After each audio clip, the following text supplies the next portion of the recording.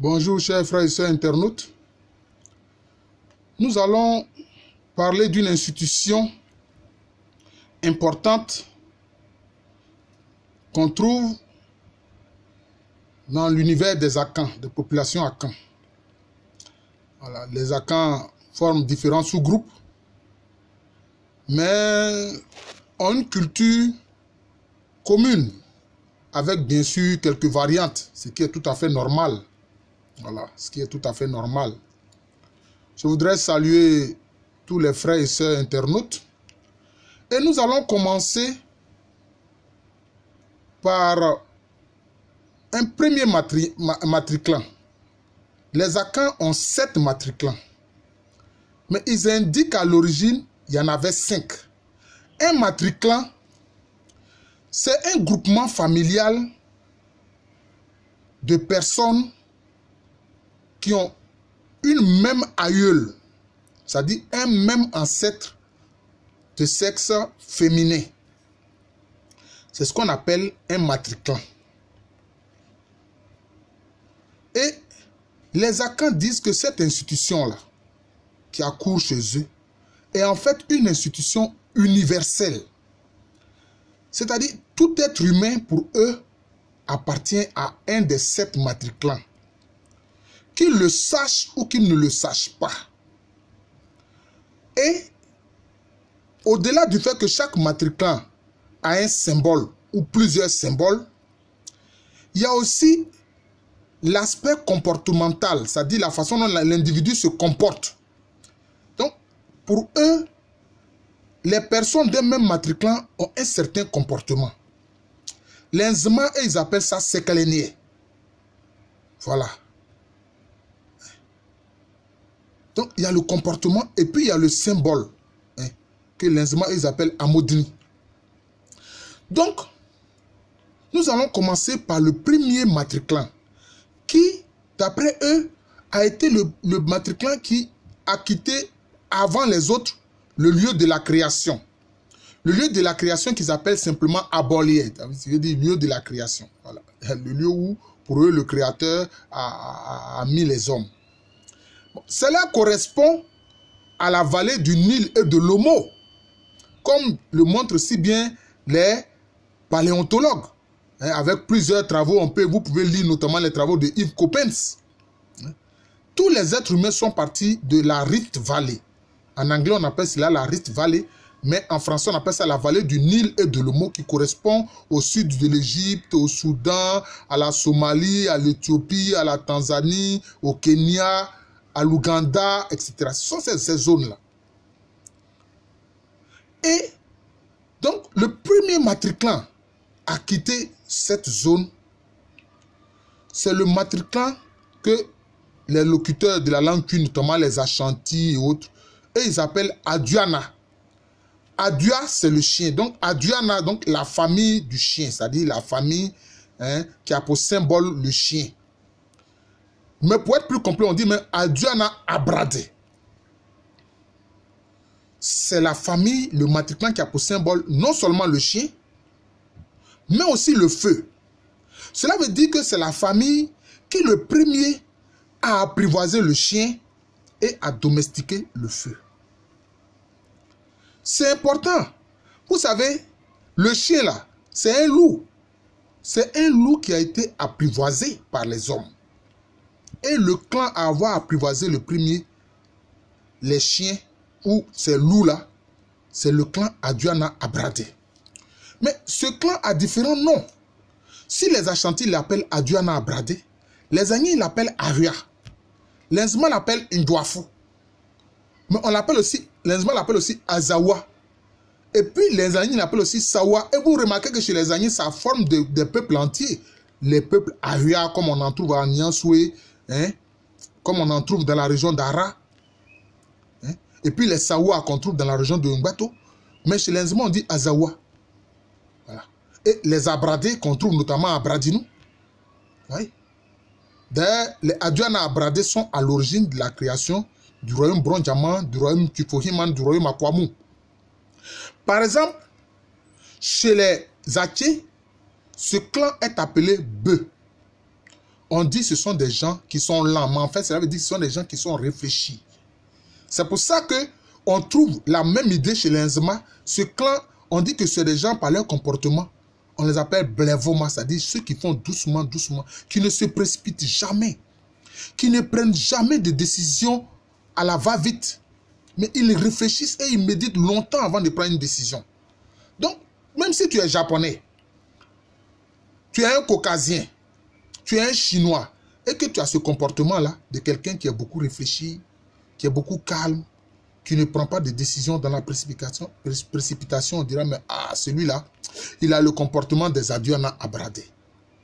Alors, ce matricule-là, par exemple, les Aké, les Abé, et il appelle Badoma. J'ai dit que les Aké l'appellent peu. Mais les Hébriers l'appellent Badoma. Ba, c'est le chien chez les Hébriers. Donc, chez les Hébriers, ce clan est appelé Badoma. Chez les Éotilés, ce clan est appelé Boine. D'ailleurs, c'est la famille royale dans le pays Éotilé, dans la région d'Adiaké. C'est les Boine qui exercent la royauté. Alors, chez les Aladjans, ce même clan est appelé Nantou au coin. Nantou au coin. Donc vous voyez qu'il a plusieurs noms selon les groupes ethniques. Par exemple, chez les Abourés, notamment les Abourés de Moussou, ce clan, ce matriclan est appelé Asokopwe. Et il a pour symbole le chien. À Bonois, chez les Abourés et Yves de Bonois, là, ce clan est appelé Ogbum Yves. Toujours avec ce symbole, le chien, le feu. Et puis, chez les Ngbato, c'est le clan des Mampérions. C'est le clan des Mampérions. C'est pour ça que leur ancêtre Amoni Agua ne se sépara jamais de son chien. Ça vient de là. Mais ce même clan-là, chez les Adjoukrou, c'est ce clan qui est appelé Esikela. D'ailleurs, même à partir du nom Esikela, on voit bien Asokola. Vous voyez. Mais vous voyez bien que le fait qu'on dise que ce matriclan-là a pour symbole le chien et le feu, mais ça correspond à ce que les anthropologues appellent les chasseurs-cueilleurs. Parce que les premiers hominidés, les premiers êtres humains étaient des chasseurs-cueilleurs. Et c'est pour la chasse qu'ils ont eu besoin d'apprivoiser le loup qui est devenu le chien. Et vous avez vu que le feu a été l'un des éléments premiers les plus importants que l'homme a dû domestiquer, maîtriser.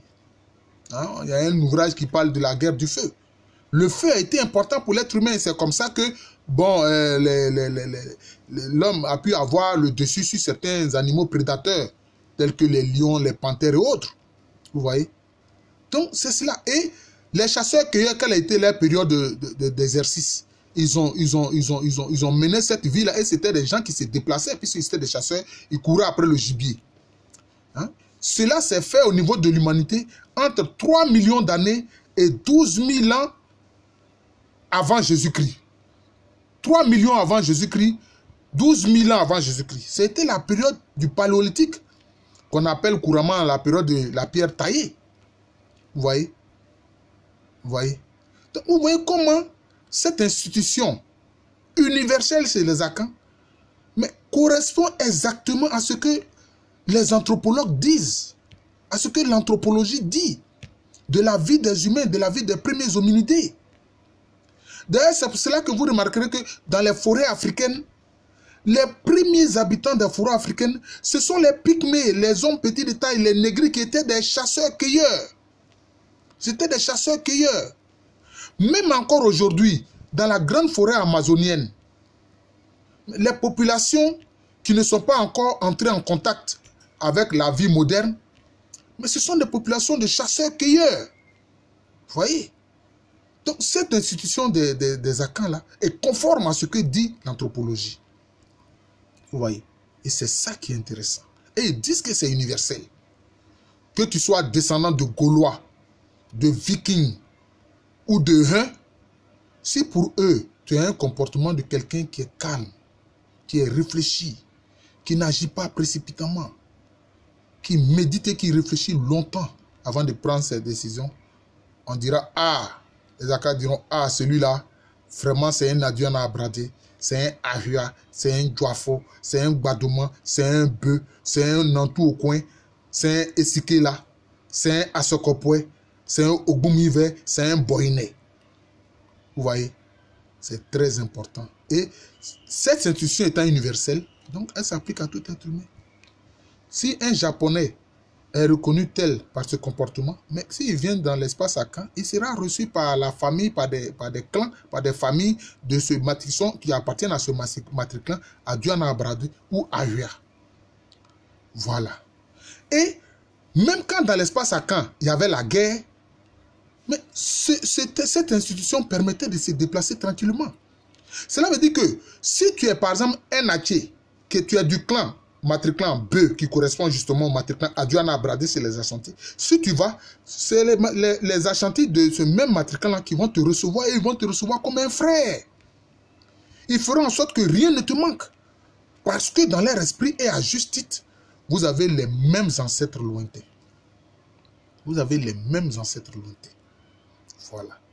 Et vous voyez que la chasse, la cueillette, puis ensuite la domestication du feu ont été des éléments importants dans la vie des premiers hommes, des premiers hominides. Je vous remercie. Je suis le professeur Alou Kwame René. Et c'est une institution qui permet de comprendre que les êtres humains ont tous la même souche, la même source. Voilà. Nos ancêtres ont perçu cela. La Bible par la suite le dit, le Coran le dit en disant que tous les hommes descendent d'Adam, mais nos ancêtres aussi savaient cela. Les Akans savaient cela à travers l'institution des 7 matriclans ou à l'origine des 5 matriclans. Je vous remercie. Prochainement, nous aborderons un autre matriclan et vous verrez que concernant ce matriclan déjà, on entre dans la période du néolithique qui est la période pendant laquelle l'agriculture se met en place chez les êtres humains. Je vous salue à nouveau et je vous souhaite une très bonne journée.